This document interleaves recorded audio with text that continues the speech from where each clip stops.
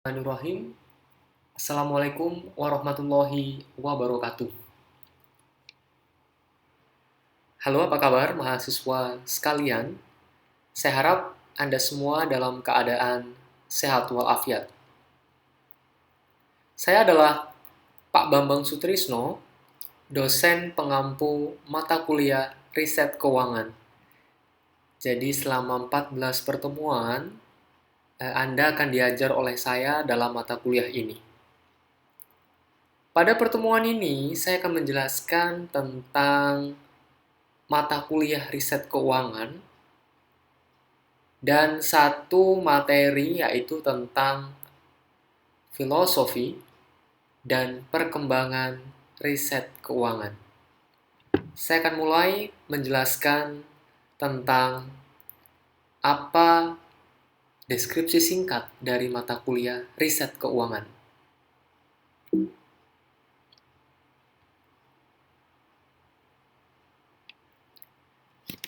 Riset keuangan ini adalah satu mata kuliah yang dimaksudkan untuk memberikan pengetahuan, konsep, dan alat-alat analisis dalam bidang riset keuangan yang membedakan dengan riset-riset bisnis yang lain, topik-topik menarik dalam riset keuangan, penggunaan software riset keuangan, serta pembuatan analisis riset keuangan. Jadi, mata kuliah ini akan mengajarkan Anda tentang apa sih topik-topik dalam riset keuangan itu. Kemudian, nanti juga akan diajarkan bagaimana bentuk struktur data keuangan dan bagaimana mengolah data dengan menggunakan software statistik. Itulah deskripsi dari mata kuliah riset keuangan ini. Jadi, inti dari mata kuliah ini sebenarnya akan semakin mempersiapkan teman-teman sekalian dalam menyusun skripsi nantinya.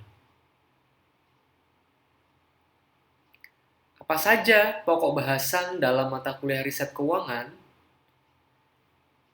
Setidaknya ada 4. Yang pertama yakni topik-topik riset keuangan. Jadi akan dibahas tuntas bagaimana topik-topik riset keuangan dari dulu hingga topik yang paling terkini.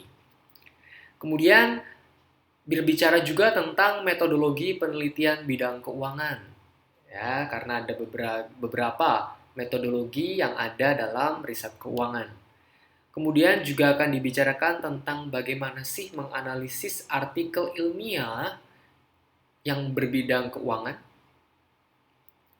Kemudian bagaimana menganalisis data dan membaca atau menginterpretasi hasil dari software statistik terhadap data keuangan yang sudah kita punya.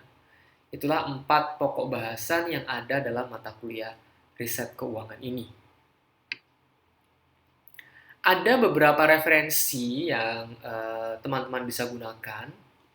Yang pertama, jelas kita akan menggunakan sejumlah artikel ilmiah di bidang keuangan ya. Saya selalu yakin bahwa artikel ilmiah dari jurnal internasional bereputasi itu sangat layak teman-teman baca sebagai referensi untuk skripsi Anda nantinya.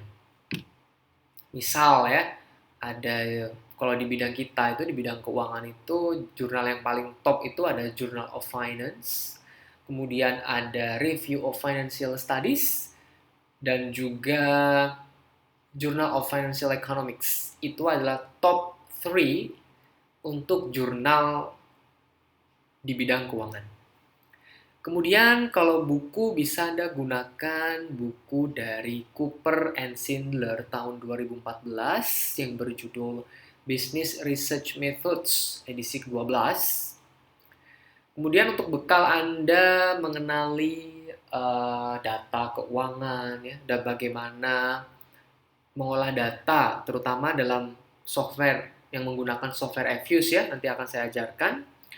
Bisa menggunakan buku Brooks yang berjudul Introductory Econometrics for Finance edisi ketiga. Itu edisi buku yang paling baru dari Brooks. Menurut saya bahasanya sangat mudah untuk dipahami mahasiswa. Kemudian ada juga buku dari Ryan Schaepens dan Theobald tahun 2002 yang berjudul Research Method and Methodology in Finance and Accounting, edisi kedua. Itu juga bisa Anda pakai untuk memperkuat metodologi penelitian Anda di bidang keuangan.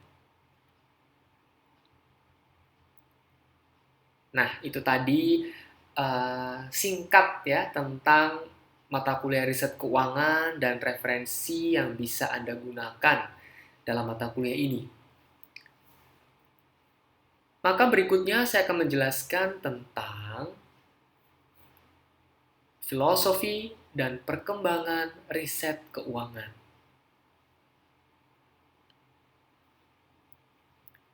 Sebelum saya membawa teman-teman sekalian ke riset keuangan, Anda perlu tahu bahwa riset keuangan itu adalah bagian dari riset bisnis. Maka akan saya jelaskan terlebih dahulu tentang apa itu riset bisnis. Menurut Cooper dan Schindler, tahun 2014 ya, halaman 4, mendefinisikan bahwa riset bisnis itu adalah satu proses menentukan, memperoleh, menganalisis, mensintesis, dan menyebarluaskan data, informasi, dan wawasan bisnis yang relevan kepada para pembuat kebijakan dengan memobilisasi organisasi untuk mengambil tindakan bisnis yang tepat yang pada gilirannya dapat memaksimalkan kinerja bisnis. Jadi, tahapan akhir dari riset bisnis itu adalah how to maximize business performance. Bagaimana bisa memaksimalkan kinerja bisnis.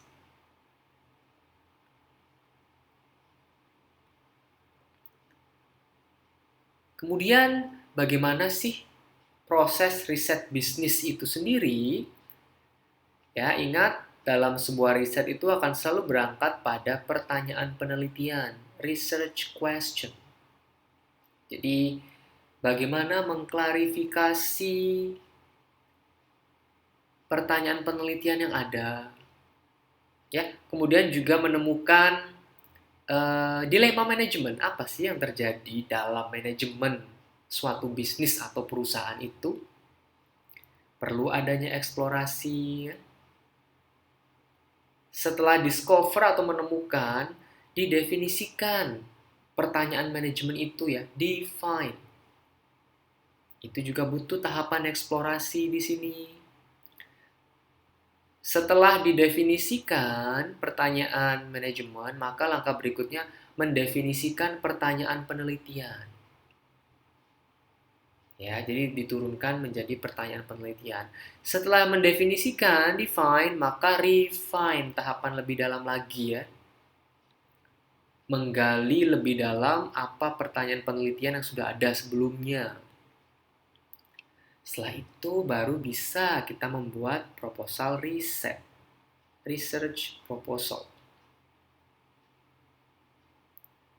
Setelah itu baru kita bisa berbicara tentang strategi desain penelitian ya, misalkan jenis penelitiannya apa, apakah kuantitatif atau kualitatif misalkan ya. Sifat penelitiannya pun apa, apakah asosiatif ya, apakah komparatif atau hanya deskriptif, itu dibicarakan dalam membuat riset proposal. Kemudian juga berbicara bagaimana sih desain pengumpulan datanya nanti. Apakah hanya data sekunder misalkan, yang Anda tinggal mendownload data dari suatu situs atau website, ataukah perlu saya ke lapangan menggunakan data primer ya, misalkan dengan kuesioner, wawancara, atau observasi, itu dibicarakan dalam pengumpulan data. Kemudian samplingnya, bagaimana desain samplingnya? Ya, kalau misalkan kita riset ke lapangan, berapa banyak sampel yang akan saya teliti? Kalau kita juga menggunakan data sekunder pun, kita juga harus berbicara. Misalkan berbicara populasinya misalkan seluruh perusahaan yang ada di Bursa Efek Indonesia. Misalkan ada 600 lebih ya. Apakah kita akan meneliti semuanya? Atau kalau kita menggunakan sampel, berapa sampel yang akan kita gunakan dari populasi sebanyak 600 lebih tadi ya? Kemudian kita juga bicara tentang pengembangan instrumen dan pilot testingnya. Jadi ini masih berbicara desain ya dalam satu gambar ini, research desainnya. Setelah ini sudah mantap, baru kita beralih ke pengumpulan data. Juga ada persiapan juga di situ. Ya kalau Anda buat kuesioner kan, perlu nggak di print atau cuma menggunakan Google Form? Itu kan juga perlu Anda pikirkan. Ya, kemudian data yang sudah terkumpul, kita perlu analisis dan interpretasi. Ya, tentunya kita waktu menganalisis data itu mungkin kita menggunakan software atau mungkin cukup dengan menggunakan Excel saja ya, tergantung dari tujuan penelitian yang akan kita lakukan. Setelah analis data dan interpretasi, baru teman-teman bisa melakukan pelaporan. Research reporting. Setelah pelaporan, baru perusahaan bisa mengambil keputusan apa yang terbaik atas pertanyaan penelitian yang sudah diajukan di awal. Inilah proses riset bisnis. Nah, kemudian riset bisnis itu ruang lingkupnya ada 4, yaitu bidang akuntansi dan keuangan. Ya, di mana tadi saya bilang riset keuangan itu adalah salah satu bagian dari riset bisnis. Kemudian bidang pemasaran,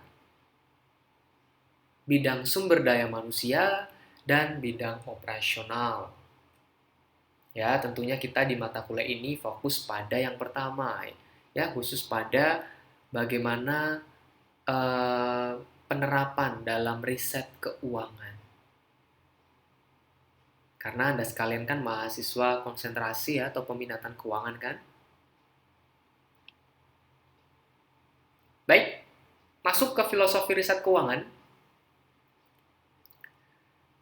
Poin yang pertama, disiplin keuangan beragam secara metodologi.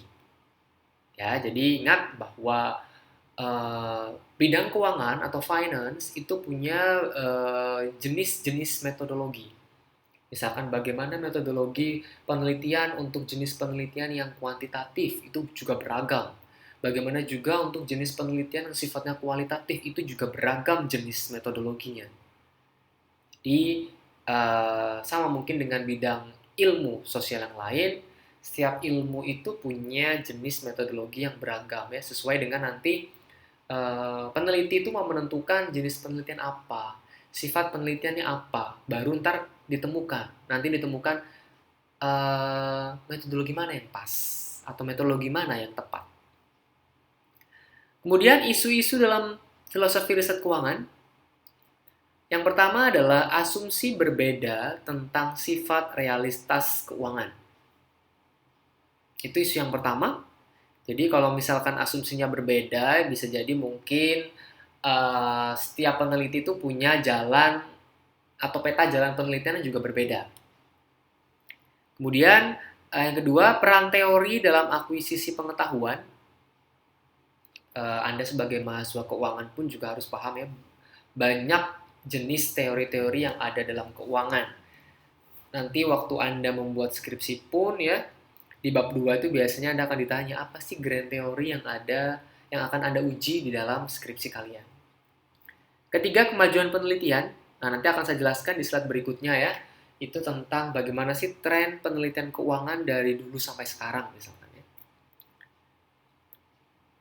Kemudian penelitian di bidang keuangan diterima secara luas sebagai ilmu sosial. Nah, jadi ilmu finance atau keuangan itu termasuk dalam ilmu sosial. Menurut saya itu sudah jelas ya. Nah, di slide inilah Anda bisa melihat ya, ini adalah perkembangan jalan dari riset keuangan. Nah, di sini mungkin kita bisa lihat ya, Ini misalkan di tahun 1960-an sampai 1970-an, ini masuk dalam periode transition atau transisi ya, peralihan ya. Ada apa saja Pak di situ Pak misalkan? Ini tahun 1952 sampai 1959 itu ada MPT, Modern Portfolio Theory. Nah, ini sangat penting ya, pencetus juga dalam bidang keuangan, bagaimanakah mengelola portofolio dalam investasi. Ada Bapak Markowitz ya di situ. Kemudian tahun 1958 sampai 1963 itu ada teori struktur modal yang sangat terkenal oleh MM ini, Modigliani dan Miller. Kemudian tahun 1960 juga model asset pricing yang terkenal dari dulu ya, ada CAPM, Capital Asset Pricing Model. Ini biasanya juga model asset pricing ini digunakan untuk menentukan berapa sih biaya modal perusahaan itu. Ya, dalam ilmu keuangan, dalam prakteknya dipakai. Salah satu yang paling sederhana itu adalah model CAPM ini. Kemudian ada juga misalkan 1968 ada penelitian Ball and Brown, 1969 Fama, Fisher, Jensen and Roll, 1970, nah ini yang ditemukan Fama ya. Alirannya ini rasional, aliran rasional itu EMH, Efficient Market Hypothesis, hipotesis pasar sempurna. 1973 ada Black-Scholes, ini berbicara tentang options, bagaimana options pricing ya, menetapkan harga opsi. Kemudian berlanjut ke tahapan berikutnya ada normal science yang terjadi pada tahun 1970-an, 1980 hingga juga 1990-an ini ya. Ada mulai di sini nih 1979 prospek teori, nanti ini akan saya ajarkan pada saat saya membahas tentang behavioral finance atau keuangan perilaku. 1980 ada APT, arbitrage pricing theory. 1989, nah ini tadi yang saya bilang ya, JFA ini adalah Journal of Financial Economics. Ini top 3 besar jurnal keuangan ya, salah satunya adalah Journal of Financial Economics. Kemudian masuk ke masa yang berikutnya yaitu extraordinary science ya, yang terjadi pada tahun 1990-an hingga tahun 2000-an. Di sini nih 2000-an ada neurofinance di sini ya. Mulai diperkenalkannya neurofinance. Tahun 2001 ini JFA menerbitkan isu yang spesial, edisi kedua, tentang complementary methods. Nah, 2002 ada penerimaan Nobel nih dari Kahneman dan Tversky tentang di dalam jurnal Review of Financial Studies, isunya tentang keuangan perilaku atau behavioral finance. Ini bertentangan dengan Fama ya, kalau Fama itu tipenya rasional, kalau Kahneman dan Tversky ini sudut pandangnya adalah behavioral finance. 2003 muncullah Journal of Behavioral Finance. 2008 terkenal kita tahu dengan GFC, Global Financial Crisis di Amerika Serikat ya. Ada nih spesial isu pada krisis yaitu di Jurnal Review of Financial Studies tahun 2008. Terus kemudian di Journal of Financial Economics tahun 2010 hingga 2012. Nah, di 2009 ini muncul isu yang pertama yaitu tentang qualitative research in financial markets. Nah, jadi itulah menariknya ilmu keuangan ya. Anda yang suka kualitatif, silahkan meneliti yang bersifat kualitatif. Anda yang suka kuantitatif, silahkan menggunakan penelitian kuantitatif ya. Kembali kepada mahasiswa, lebih minat dan sanggupnya di jenis penelitian yang mana. Nah, ini juga penting ya tentang cabang ilmu keuangan. Yang pertama, keuangan korporasi atau corporate finance. Ini berarti berbicara bagaimana keuangan di level korporasi atau perusahaan. Kalau levelnya pada individu atau keluarga, itu kita ke cabang ilmu yang kedua, yaitu keuangan pribadi atau personal finance. Kalau menyinggung tentang keuangan yang berhubungan dengan publik atau pemerintahan misalkan ya, itu masuk cabang ilmu keuangan publik atau public finance. Kalau berbicara lingkupnya adalah internasional, bisa berbicara di international finance. Kalau berbicara tentang atau membahas tentang penilaian aset keuangan ya, misalkan saham, obligasi, option, waran, dan sebagainya, itu aset pricing. Ini bidang S2 saya waktu itu ya, waktu di Universitas Indonesia, saya di asset pricing sini. Kemudian ada keuangan perilaku atau behavioral finance. Ada juga struktur mikropasar, market microstructure. Ini biasanya bagi Anda yang suka dengan data-data bursa yang sifatnya itu detikan ya. Jadi data kita itu nggak harian, atau mingguan, atau bulanan, tapi datanya itu per detik. Nah, ini bisa Anda dapatkan kalau Anda punya channel di di Bursa Efek Indonesia. Terus cabang ilmu yang berikutnya adalah Islamic Finance ya, yang berbau riset tentang keuangan yang ada menyinggung tentang Islam atau prinsip-prinsip syariah. Pak, apa sih topik riset keuangan yang umum? Nah, ini ya kalau kita berbicara topik skripsi misalkan, ini yang sering umum diteliti. Rasio keuangan, kinerja keuangan ya, komparasi kinerja keuangan, prediksi kebangkrutan ya. Ini sangat sering sekali prediksi kebangkrutan gitu ya. Kemudian dengan berbagai model prediksi ya, kemudian struktur modal, kebijakan dividen, dan topik-topik yang lain. Setidaknya yang saya tulis di sini ini adalah yang sangat mainstream, yang banyak sekali diteliti mahasiswa ataupun peneliti di luar.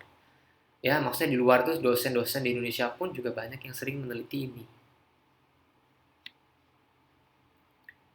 Nah, topik-topik yang jarang ditulis tentang apa, Pak? Misalkan ya, kalau saya bisa tuliskan behavioral finance. Ini termasuk juga jarang. Personal finance ya, tentang keuangan individu. Microfinance mungkin.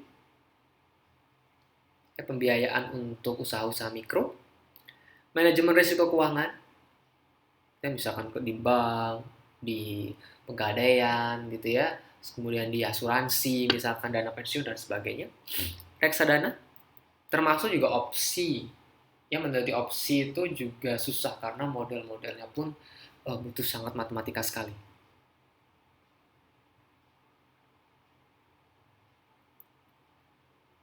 Nah, di pertemuan pertama ini mungkin ada 4 artikel ya yang saya sarankan pada Anda untuk dibaca.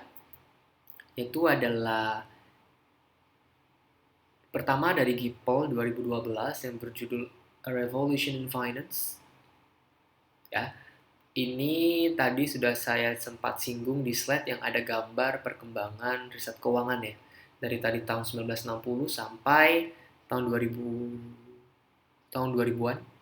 Itu dari artikel Gipol ini. Kemudian Benson et al. 2014 tentang 50 Years of Finance Research in the Asia Pacific Basin. Itu juga artikel yang bagus juga. Jadi keempat-empatnya ini, 1, 2, dan 3 ini artikelnya bersifat systematic literature review. Jadi berbicara tentang bagaimana sih perkembangan riset keuangan. Yang ketiga, Linen Lake et al. 2016 yang berjudul Emerging Trends in Asia Pacific Finance Research, a Review of Recent Influential Publications and Research Agenda. Kemudian jurnal atau artikel jurnal terakhir yang saya sarankan untuk dibaca adalah Gipol 2015, Masters of the Universe. What top finance academics say about the state of the field. Ini menarik sekali ya. Jadi dalam artikel ini dia menggunakan observasi, dia menggunakan wawancara, dan dia juga menggunakan dokumentasi untuk membuat satu tulisan ini. Jadi menarik gabungan dari 3 metode pengambilan data. Nah, jurnal-jurnal yang saya sarankan pada Anda ini adalah jurnal-jurnal bagus ya. jurnal-jurnal internasional yang bereputasi. Jadi memang sangat layak untuk dibaca oleh mahasiswa peminatan keuangan. Kenapa? Ya karena mereka sudah punya reputasi yang bagus di mata dunia.